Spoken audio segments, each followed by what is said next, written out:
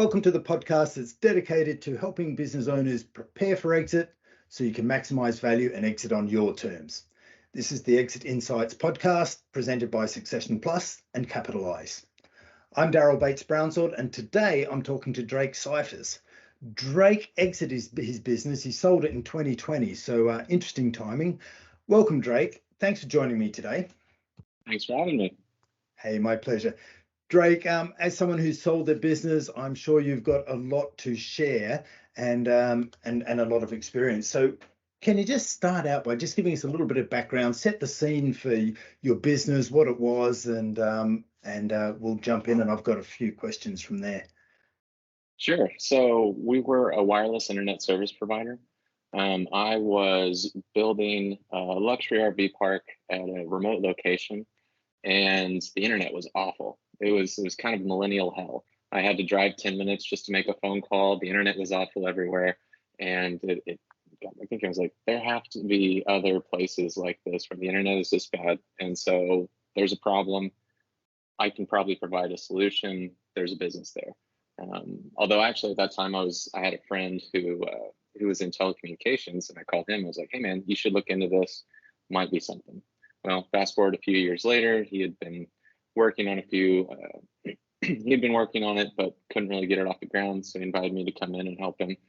And so I stepped in, redid some of the marketing and advertising materials, and then went on a road show to pitch people, landed some angel investment, and we were off to the races. So Exciting. it was a start. It wasn't anything I had any background in, so there was a steep learning curve for me.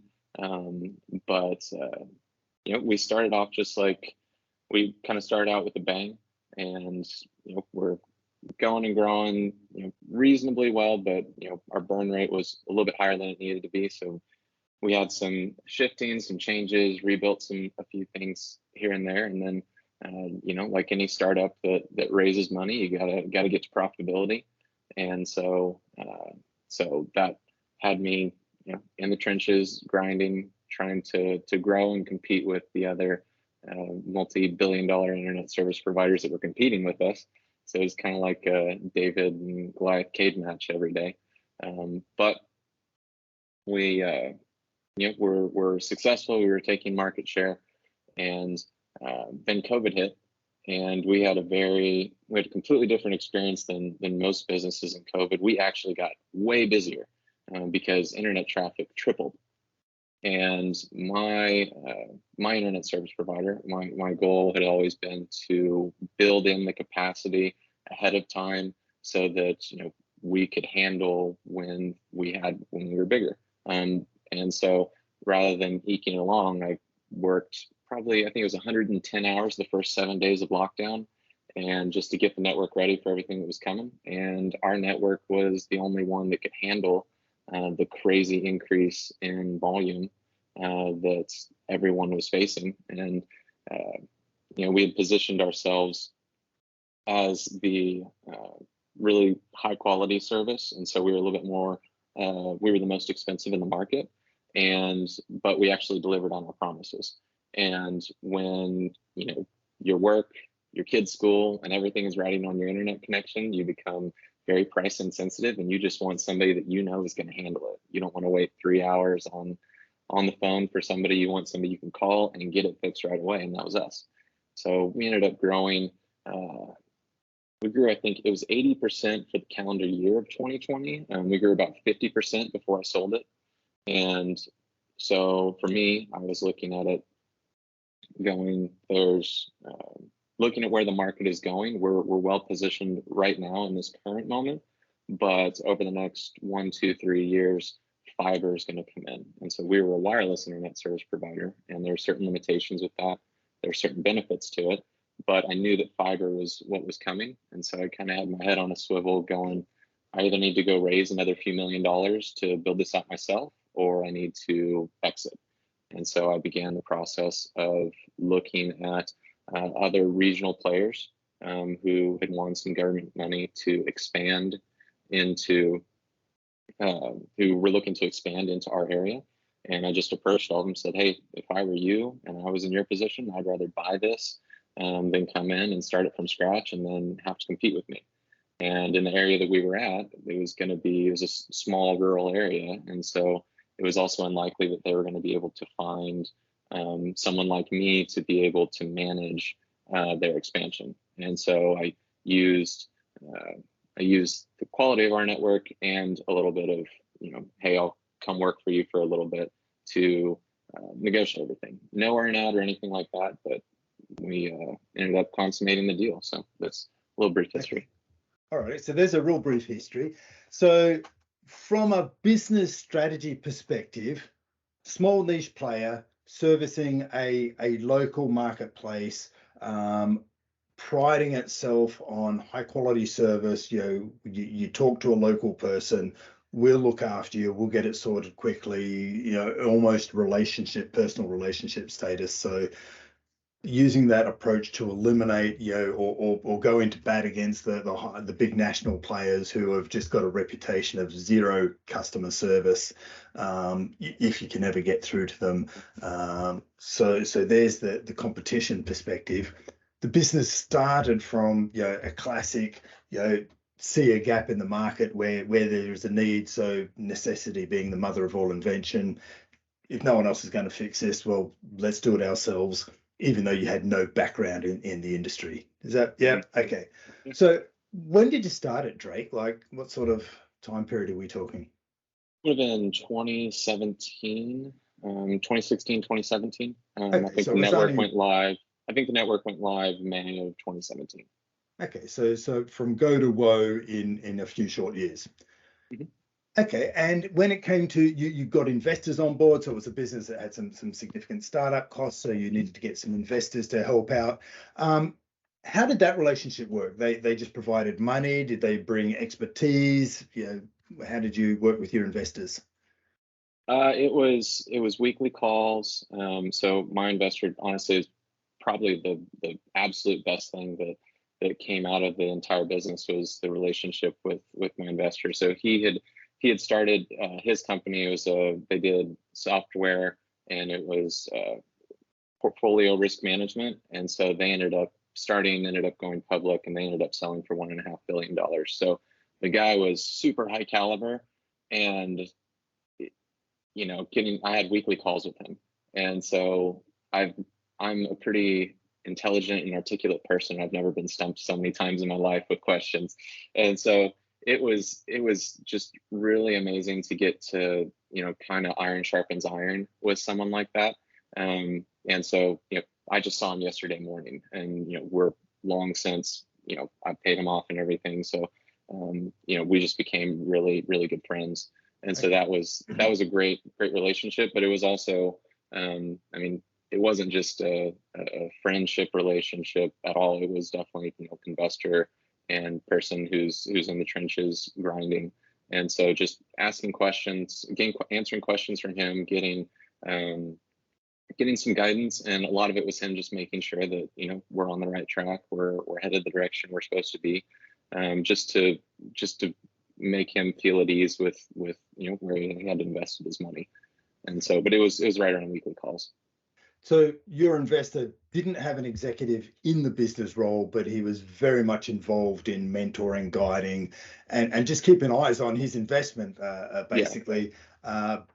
But all the same, at the same time, so mentoring and guiding you, but you're learning a heck of a lot from this guy who had a wealth of experience. Mm-hmm. Okay, and still going. Okay, so when he invested, how did the equity work? What were the equity arrangements? Originally I was, he came in for 30% equity stake. I was actually the minority partner when the business first started, with my other partner. As the business grew, when we hit different bumps in the road, the amount of work that I was doing compared to my other business partner dramatically shifted. And so I ended up buying him out. And so then I became the majority shareholder, and then the investor was at 30%. So we just gave him a stake in the business. So it was a stake and a convertible note, with the option to transfer into preferred shares. Okay. And you bought your partner out? I bought my partner out, but the investor stayed. Yeah. Okay. So it was Mhm. just the two of you in the end. Yeah. Okay.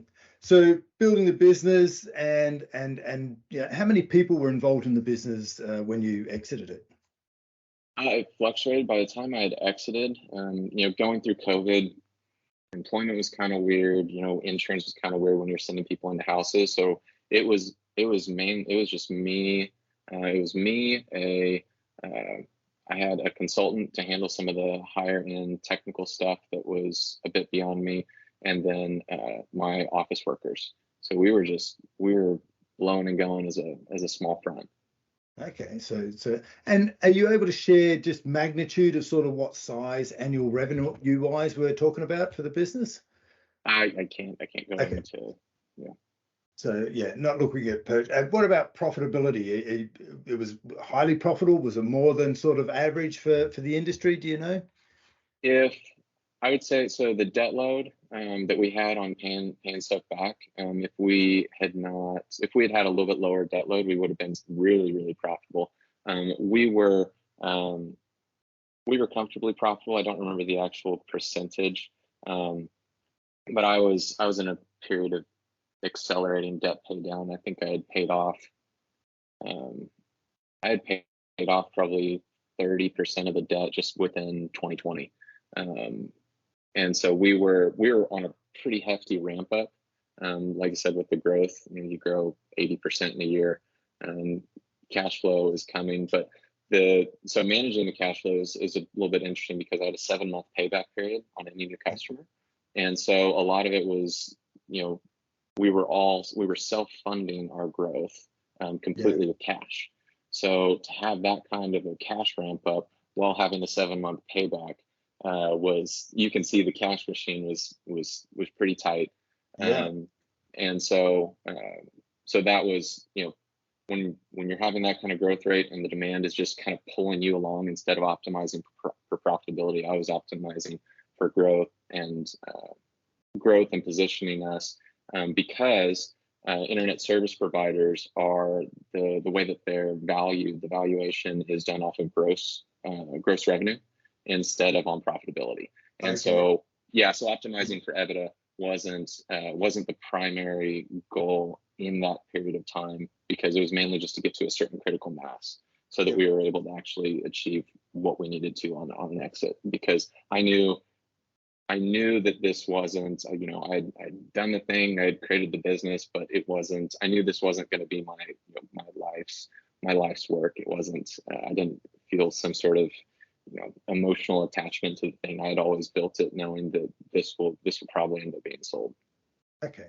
So knowing that the business is valued or the valuation is based on the revenue, you just knew you needed to scale up the revenue side. Mhm. 7-month payback on client acquisition. What was the average client retention? Do you know that number? So we had a 15% churn, which Yeah, sounds really high, except for the fact that we were living in a college town. So the town was 14,000, and 7,000 of those people move away every year. right. And so the whole town had a 50% churn rate. And the fact that we only had a 15% churn rate was incredible, considering that, like I said, half the population moves away. Okay. And So so we had very sticky customers compared to a lot of the other seasonalities that the other yeah. people went. So college students would come in, they'd become customers for 3 years, they'd stick with you, then they'd burn. So in all likelihood, you'd surpass the 7-month Mhm. period, keep them for another 18 months potentially, and then move on. Yeah. Okay, And so then you, the other thing that was important too is, so the traditional wireless internet service provider, a lot of times they're going into single family homes. yeah, And so with a single family home, you have one antenna, one router, one cable run, and that's connecting to a tower that is connecting to multiple people. What I did, which was different than what most wireless internet service providers did, is I had a background in real estate development. And so I went and I looked at a lot of the apartment complexes. And with an apartment complex, you have, one building or a few buildings with lots of people, and you can actually set up, instead of going from, a wide shot to multiple antennas, you can go 1-to-1 and get a lot more bandwidth. And so I'm able to do, it's a more expensive connection, but I get that connection, I wire it down into a switch, and now I'm just running cable to everything. So I'm able to get much more bandwidth, dramatically lower cost.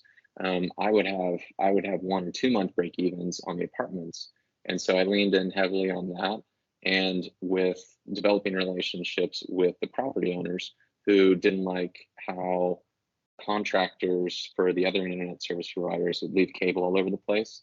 So I had actually, had multiple agreements where we were the exclusive provider, and we could compete on a lot of different metrics with incredible profitability and being able to offer comparable speeds at a really competitive price on a lot of the apartments.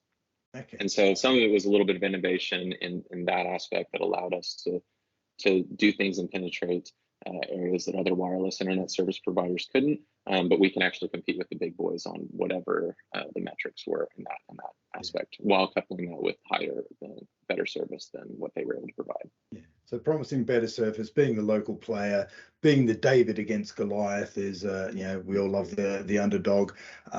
Scaled up the revenue fairly quickly. Knew that you got it to a size and a valuation that you thought was acceptable. Then you could see that things were changing in the industry, and cable was coming in. So you've gone, that's in the future. Really need some capital behind me to take that to the next level. We can either do that ourselves, or we can get be acquired by a bigger business.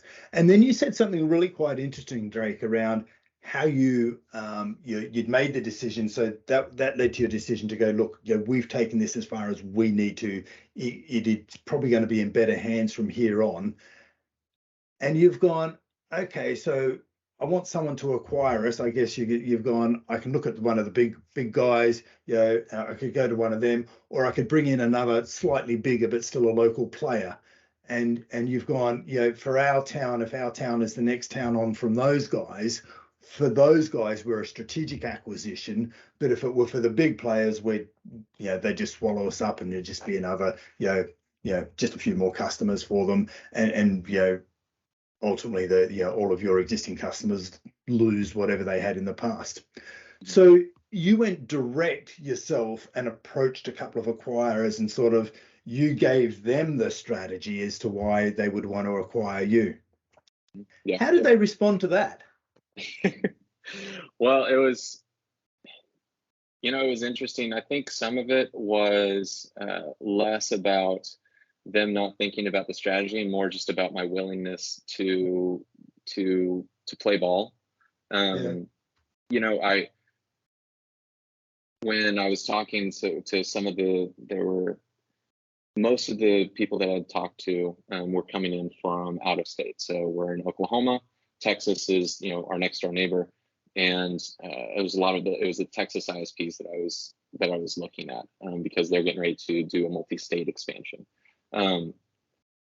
For a lot of wireless internet service providers, they aren't at a meaningful enough size to where the exit will dramatically impact their life to where they can retire for some of the smaller players. Now, even though I was in that same boat, I have a skill set to where I've had multiple startups, multiple companies. I can do, my skill set can be applicable in most industries. And so I'm not concerned about what I'm going to do next. I'm just going to go start something else and, do the same thing, do this all over again. But for them, for some of my very adjacent neighboring competition, they weren't as open to an exit because they don't know what they're going to do next, and they don't want to work for anybody. So I'm going the next step up the ladder to the people that are bigger than them, who do have something that's meaningful and can have a meaningful exit. And so as an acquisition, they're acquiring somebody like me, and I'm maybe 10% of their gross annual revenue. But I fit in really well strategically within the area that they have to cover. Okay. So so that kind of answers the question as to how I was looking at the market and picking who to go to. Yeah, so you did effectively, it's a good example of understanding your competitors and who are the other players in the market.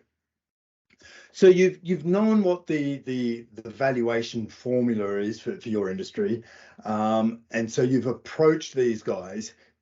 Did you offer them a price? Did you put a price on the table and go, look, you can have me for this much, or did you? How did the agreement of valuation come about once you'd got some interest from them? I didn't really I don't remember throwing out a number right away, because I knew how stuff was valued. Usually within the multiple, you're looking at 0.7 to 1.3 times gross revenue. Yeah. And so I knew that I should be on the high side of that. But I wanted to get everybody at the table, sitting down and let them actually see what I have, because if I just try and start to negotiate on price, then they're not going to be able to actually see what I've built, the value, the metrics, the internal numbers that show that we're actually, aside from our debt load, we are, you take debt out of it, then we're going to be profitable, and we're going to be a really strong jumping off point for them. So I didn't lead with a number, but I figured I was very confident that once they actually looked at what we had going, that they would see how that was going. And two, if I could get them into a conversation, we were growing fast enough, and this is how the negotiations played out, where they would, the person that ended up buying us, we would talk about the different metrics and the different goals, and be like, he'd be like, well, we see this, I think we should get a discount for that. And I was like, all right, cool, that's fine. I can totally give you that discount, because we're, paying a certain price per customer. That's great. I'm going to need about 2 weeks to think about, just make sure with my investor, work through the numbers, make sure I can do that. But during those 2 weeks, at our current growth rate, you'll pay the same amount no matter what, because we're growing so fast that whatever discount you want, the longer I wait, the more expensive I get, because we are very well positioned to do this. So you're offering me money, but I'm still growing at, I'm growing at a rate that whatever you come back at me with, it's going to, in 2 weeks, we're going to be, right where we are. And so one of the big things that's important with an internet service provider is you're looking at the actual infrastructure of the network, all the equipment, the age of the equipment, the capacity of the equipment, and how those are. So how much am I going to have to come in and redo? And so what's my CapEx going to be on actually fixing up this acquisition? That's how most things go, because most people are trying to milk everything, down to the bare bones minimum. I was not that way. If something looked like it wasn't working, I was just swap it out, replace it, brand new. And so that gave me a lot of leverage, because they knew that they weren't going to have to forklift anything and completely change anything. In fact, they grew, like I mentioned before, they grew 30% after they acquired me without any major capital and expenditures. Right. And so they're getting ready to come dump money into this area anyway. And so to have a strategic growth point while not having to spend a whole bunch of CapEx to grow your revenue, I mean, you can pay for the entire purchase by having that kind of growth just afterwards. So a lot of it was positioning it so that I'm in their heads going, if I were in this position, what would I want? Yeah, you make a really important point there, Drake, because if the business valuation is based on a profit rather than a revenue, it's tempting for the owners to delay any maintenance or capital expenditure and draw out their assets to make their profits look better. And so you didn't do that, so you could put together an argument to go, look, you're not going to have to replace any equipment. It's all within a decent age spec. It's all well maintained. It's all looking good. So when you went to the market, you instead of just going out with a number, you sort of got some expressions of interest, so to speak. How many players did you get express interest or show interest in what you had? I think we had, I'm trying to remember, I think it was between 3 and 5. Right. So you had some competitive tension there, some bidding tension. You didn't have all your eggs in one basket. You showed them, the value of the proposition effectively. Your business is now a proposition for sale, and sort of said, here's the value, here's what we've built, here's the quality of it. You tell me what you think it's worth, and we can start a conversation there.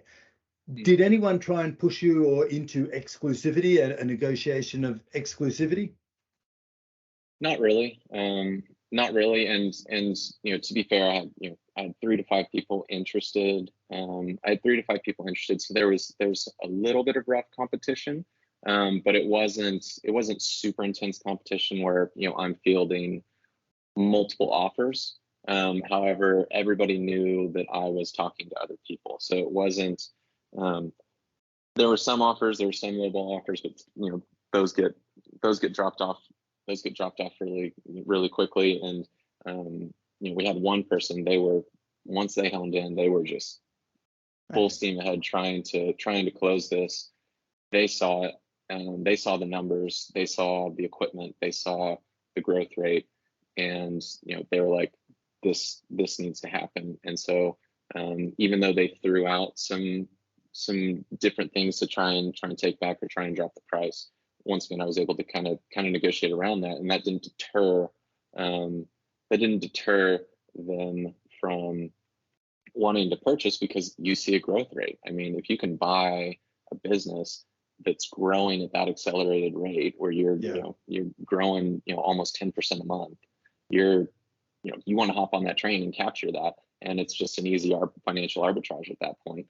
And to go, what's my cost of capital, and how quickly are they growing? Yeah. What's my scale of, I can purchase this equipment for cheaper than he's doing it, and I can also get an employee who will run it for a year or two afterwards. And so, and every delay is costing them money because the value is going up. So how long did the whole process take? I would say it was 2 or 3 months. 2 or 3 months. So do you mean the negotiations with them, or the entire process of selling? Once you decided to sell, and what was the time frame between you'd made this decision, you started to actively go out to market and close the deal? 6 months, I think. 6 months. So that's pretty quick. Yeah. So pretty sharp. Okay. Yeah. And what did you learn along the way, Drake? What from the beginning of the process, what you thought would happen compared to how it actually played out? I was really blessed that it went. Honestly, it was a little bit easier than I thought it would be, which it was a bit crazy to be doing the work to facilitate that growth while negotiating the sale of it. It was some pretty heavy days, but some of it had come from the fact that I knew I was going to sell it, and so I'm not having to put together a data room while this is all happening. I'm managing the books. I'm looking at this I'm setting this up so anybody can come in and look at it and see what's going on. I had some of my office workers, preparing, this is what people are going to look at. We need to be preparing inventory sheets. And so some of it was just being pretty well prepared for it. But as far as what I learned, probably the biggest thing that I learned was, just because someone is a lot bigger than you doesn't necessarily mean that they have I thought I'm selling to a much bigger company, and so there'll be all these experts who can help me accomplish what I think needs to happen in the market. I learned that, no, I'm actually pretty good at this stuff. Just because somebody's bigger, there's a variety of variables that play into why someone may or may not be bigger, especially when you're looking at something that is mainly a geographic play. And so that was probably the thing I learned most, is bigger does not always mean better or more, with more expertise. And so it was a nice confidence boost for me looking at it, and being able to fit into the bigger organization some. But for the next thing that I have, I have that mindset and that tweak of going, I'm pretty good at what I do, and I can do this at all sorts of levels. So great confidence boost. So Drake, what about the deal structure? Are you able to talk about how the structure was, built, and what your roles were after that, and commitments and what have you? Yeah, so we had it was seller finance, and so it was a seller note with a down payment of what's down payment amount. I think it was like 15% or something like that, 10 to 15% down. Seller carry on the rest of it. So that was just on the business. So the business was a separate sale. Nothing. There was no hidden contingencies or anything. That was something I didn't want. There was no earnout. Nothing was based on actual performance.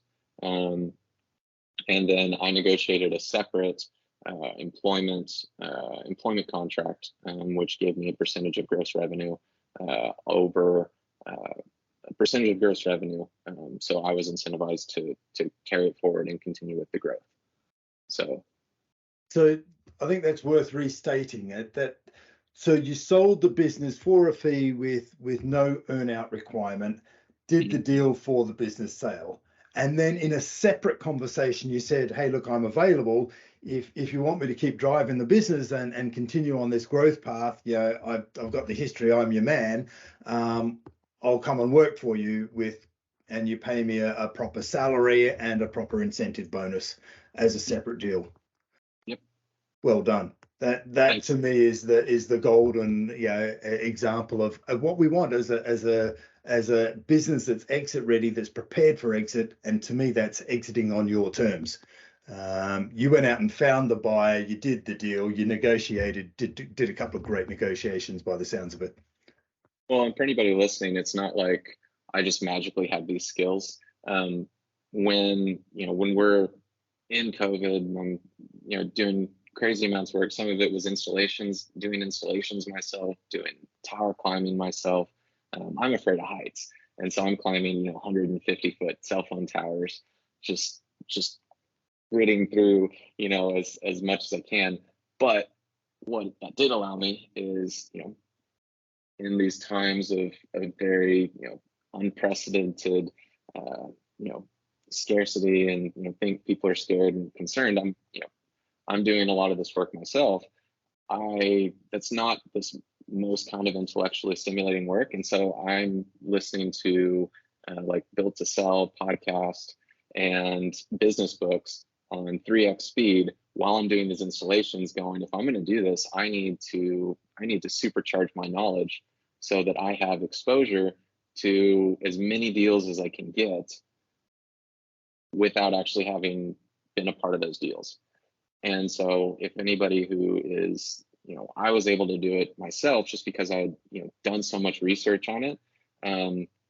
But whether it's doing that or whether it's, getting an expert involved, like this was not just, oh, Drake's special, Drake did this. No, there was tons of research and tons of work that went into preparing so that I knew what some of the pitfalls would be. What are the pitfalls of earnout? Because if I hadn't heard of horror stories about how that could turn out, then that could have been something that I agreed to do. If I didn't realize that, if I hadn't realized, oh, I'm growing, that makes me a pretty girl at the ball. If I didn't know that, if I hadn't done the research and actual work to try and cultivate that knowledge, then it could have gone a very, very, very different way. And so anybody that's listening, like there are tons of resources out here, like you who help people with this, and this podcast and other podcasts that you can go and you can even just pre-educate yourself so that when someone comes and talks to you, when someone comes and talks to Daryl, they already have like, okay, I'm kind of in the mold of thinking about this and preparing some for it. Yeah. So the secret to exiting on your terms is the groundwork beforehand. So you're prepared, you're on the front foot, you know what's coming, so that you don't get pushed around, so to speak. So you can do the negotiation or be involved with your advisors, so you know what it looks like, and all the work that you 2 or 3 years beforehand, getting the right sort of infrastructure, knowing how you build the asset value of your business, which is slightly different to just increasing the revenue. So keeping all of the assets up to speed, that's brilliant. And even though we were small, I was very intentional in setting it up to where the way my employees were trained, it wasn't, nobody was sitting around going, oh, well, what does Drake need me to do? So I even though I was a very functional part of the business, I made myself a very interchangeable cog in the business to where anybody who was walking in who knew anything or had any sort of infrastructure already, it was not going to be hard to replace Drake from a technical standpoint. So it wasn't like I was keeping the structure of the company and the structure of the network very simple so that anybody could walk in and very easily understand it.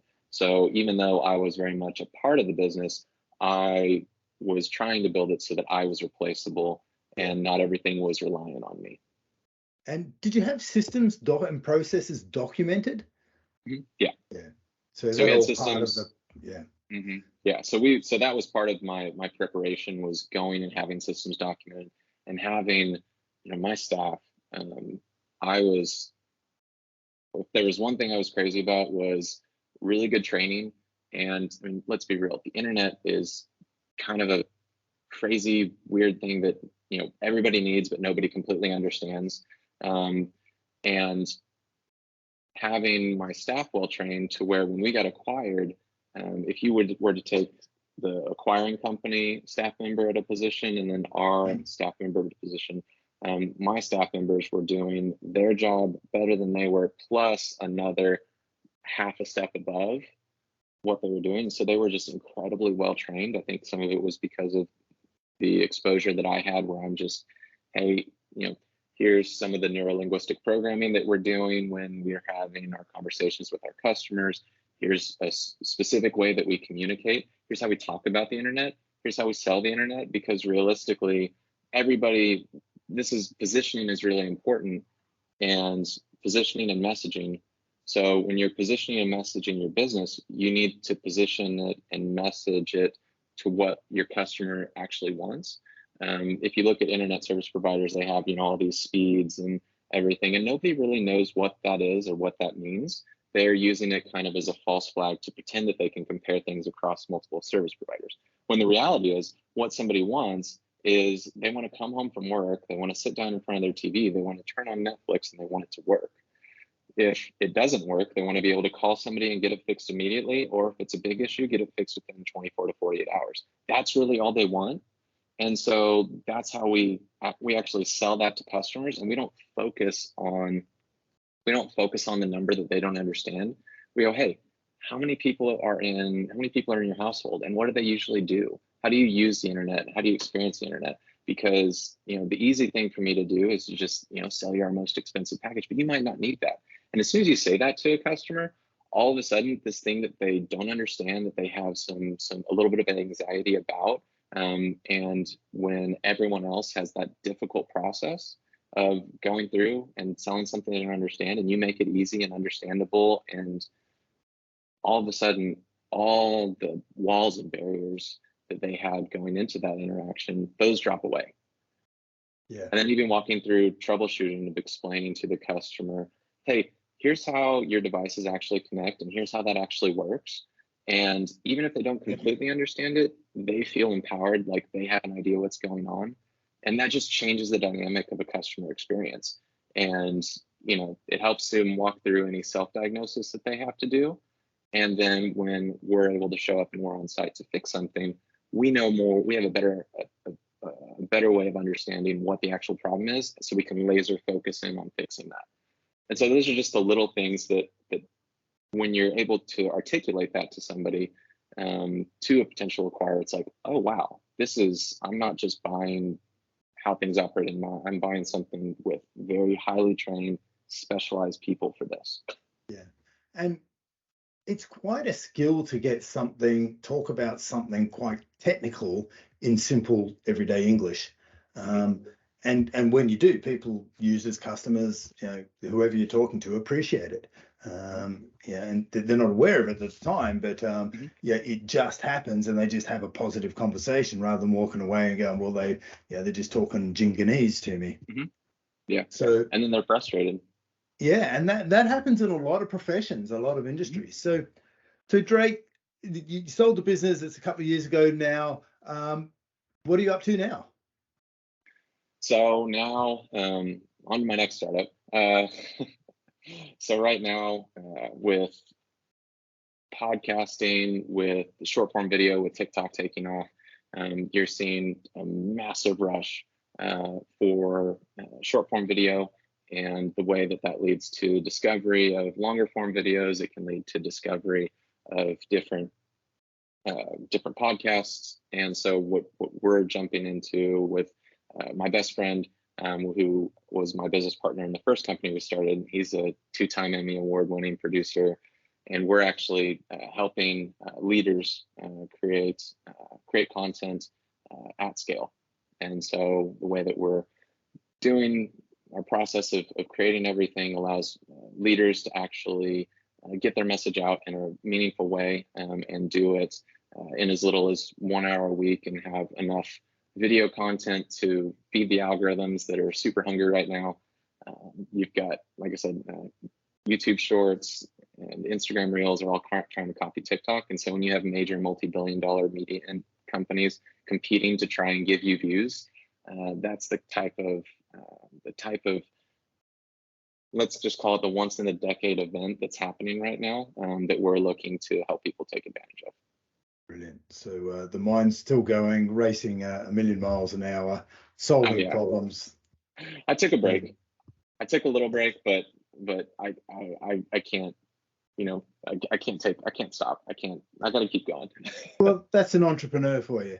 So, yeah. Hey, Drake, really enjoyed talking to you. I've got one last question for you, if I may. And that's, look, we've covered a fair bit of ground in today's conversation, and yeah, I could keep asking you questions for another couple of hours, but what's the key message that, we've got a number of business owners out there who are listening, and they're starting to think about, how do I exit my business? You've been through the process. What's the one key message you want them to take away from this conversation we've had today? Don't wait to prepare. Don't wait to talk to somebody. Don't wait to reach out to an expert. Don't wait to start getting your books in order, and start to prepare. Do your diligence, do your research, and that day is coming. And if it doesn't come, you're going to be forced into a corner, and you don't want to do that. So just get out there. The resources are out there. The people are out there. Jump in and start to figure it out, because especially there's so many boomers that are starting to go, I want to retire. Reach out to somebody, talk to somebody, engage somebody, and start to figure it out, because you don't want to get caught on your back foot. If you can go into something ahead of the game, then you can start to define your terms and name your terms, as opposed to having the terms named for you. Hey, that's fantastic advice, Drake. Thank you. I really appreciate you joining us on the Exit Insights podcast today. Thanks. Appreciate it.